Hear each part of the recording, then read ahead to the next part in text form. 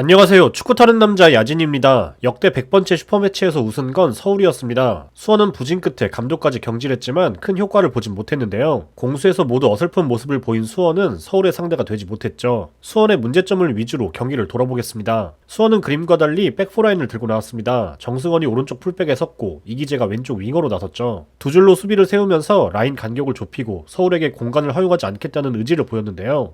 문제는 이를 바탕으로 한 압박이 아무런 목적 없이 이도저도 아니었다는 거죠. 미드필더 라인 전부가 하프라인을 넘어설 정도로 압박선을 높인 상황인데 서울이 풀어나오는 건 어렵지 않습니다. 이 정도로 공간을 주고 내버려 둘 거면 압박을 안 하느니만 못합니다. 결국 뒷공간을 노출하며 역습을 허용했고 수원은 빠르게 수비로 복귀하면서 괜히 체력만 더 뺀 셈이 됐죠. 목적을 알 수 없는 정신 나간 압박 장면입니다. 3명을 조이기 위해 무려 5명이 전방에 머물러 있는데요. 여기서 김주찬이 자리를 이탈하며 서울의 센터백 압박에 동원되죠. 자연스럽게 사이드에 넓게 벌린 서울의 윙어가 홀로 자리하면서 공간이 확보되는데요. 앞으로 계속 얘기할 측면에서의 2대1 구도입니다. 그리고 이 4명은 순식간에 무용지물이 되고 수원은 수적 열세 속에 다시 한번 서울의 역습을 막기 위해 후퇴합니다. 이렇게 서울은 측면에서 2대1의 수적 우위 상황을 반복해서 갖게 됩니다. 이 구조의 근본적인 원인을 살펴봐야 하는데 서울은 빌드업 시 오스마르 혹은 기성용이 측면으로 빠져 내려오면서 공을 받아주는 구조를 만들죠. 그리고 이들을 견제하기 위한 수원의 압박이 이쪽을 향해 끌려오면 그때 생기는 균열을 잘 활용합니다.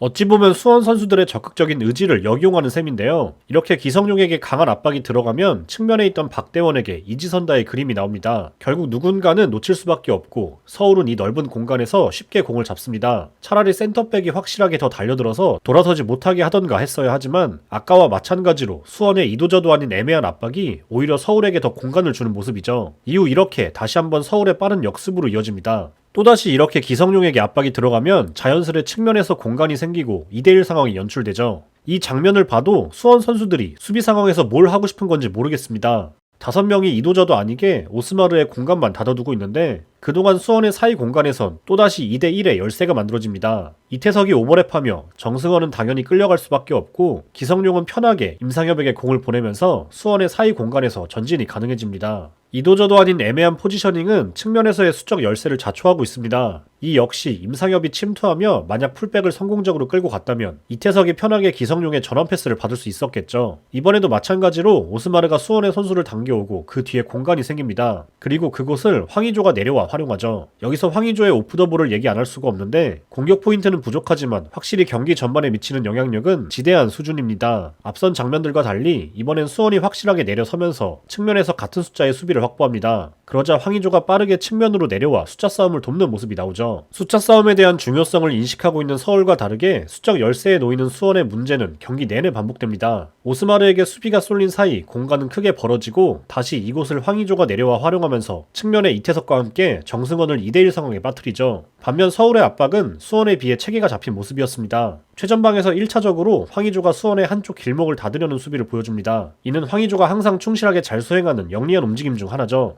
이로 인해 왼쪽 센터백 한우광을 향한 길목이 닫히고 서울은 이곳에서 압박을 준비합니다. 그리고 수원은 유재호와 바사네를 거치지 않고 그냥 길게 차내는 일밖에 못했죠. 이번에도 서울이 한쪽을 막고 몰아세우면서 수원은 줄 곳이 없어지고 압박 속으로 들어가면서 긴 패스로 마무리합니다. 수원의 공격 상황을 돌아볼수록 수원 팬들의 심기는 더욱 불편해질 수밖에 없는데요. 수원은 전반전부터 그랬지만 애초에 중원을 활용할 생각 혹은 능력이 없습니다. 중앙을 크게 비워둔 채 앞에 많은 숫자를 밀어넣고 단순하게 붙이는 싸움을 펼치는데요. 근데 이런 단순한 공격을 펼치는 와중에도 어처구니 없는 장면이 연출되는데 둘이 같은 곳에 겹쳐서 공을 받고 있습니다. 기본적인 동선 자체가 약속된 게 없어 보이는 팀의 모습인데요. 이 장면에서도 두 선수가 술래잡기 하듯 사이좋게 딱 붙어서 같은 공간을 향해 동시에 뛰고 있죠. 이런 팀이 공격 상황에서 수적 우위를 연출할 수 있을 리가 없겠죠. 이게 단적인 장면인데요. 수비와 마찬가지로 공격 상황에서도 이렇게 측면에서 4대3의 열세를 보입니다. 다만 여기서 수원의 기회는 하프스페이스라고 할 수 있습니다. 이곳만 파고든다면 측면 열세에서 벗어나 공격하기 유리한 공간으로 싸움터를 옮길 수 있는 건데 이를 활용하겠다는 약속된 패턴이 전혀 없죠. 전방 두 선수 중 아무나 빠르게 저 위치를 파고들어 공간을 선점하기만 했어도 기회를 만들 수 있었지만 그저 중앙에 머물러 있습니다. 그나마 바사니가 뒤늦게 멀리서 저곳으로 뛰어들지만 이미 한참 늦은 뒤였죠. 수원은 결국 저곳을 공략하지 못합니다. 수원은 이런 넓은 하프스페이스가 생겨도 딱히 활용 의지가 없어 보이는 팀이었습니다. 수원의 현재 모습은 한마디로 총체적 난국이라고 할 수 있습니다. 이병근 감독이 물러난 현재 상황이 나아지기는커녕 더욱 어수선한 팀이 돼버렸는데요.